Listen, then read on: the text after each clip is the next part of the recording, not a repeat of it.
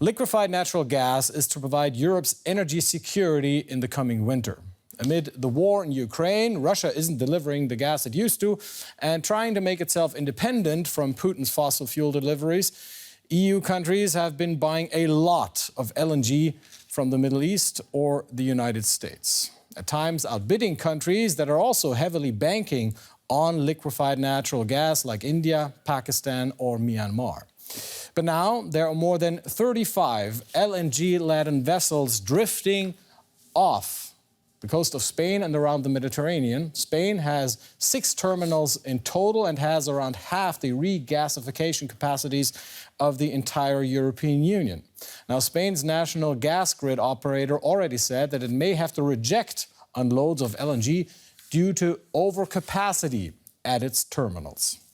Well, for more on this, let's bring in James Waddle. He's a senior gas analyst at the consultancy group Energy Aspects. Welcome to DW, James. So, as there seemed to be, a overcapacity at these terminals in Spain, has Europe bitten off more than it can chew when going around the world and buying all this natural gas? Well, what we're trying to do in Europe is to make a pipeline grid that was designed to function from the east to the west function in reverse. Effectively, historically, we always used to get lots of Russian gas coming in from the east and filtering through Germany into Western Europe, and that was the source of our gas supply. Since we've had this shortfall in Russian gas, we've been basically pushing the gas hubs high enough that those are now the highest value markets in the world, and that has been attracting lots of LNG cargoes to come in and offload. But the pipeline congestion within Europe going from west to east is just such to the extent that we have to basically put LNG as floating storage outside of these terminals, waiting for a moment when they can actually unload into the pipeline grid and send it further east. And we have constraints on both the Spanish border northbound into France. We have constraints on the French border into Germany, which limit that ability to absorb that LNG. And at the same time, also, we've been very successful in filling our storage. And as you fill up European storage, what happens is you've got less injection capacity as you approach full.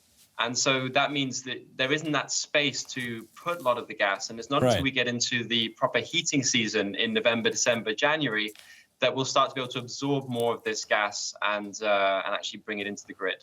James, how likely is it that these vessels will go and take this LNG to other countries around the world? The demand is there.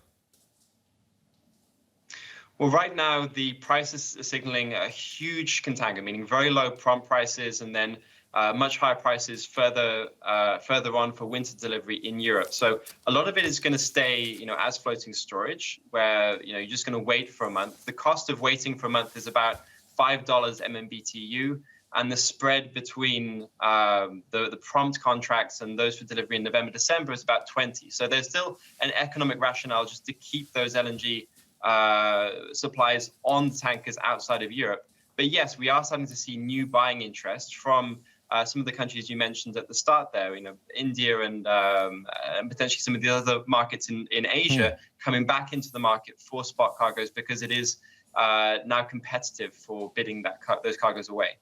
So, James, in brief, for producers of LNG, it actually pays to have these vessels sitting outside the port waiting for higher prices.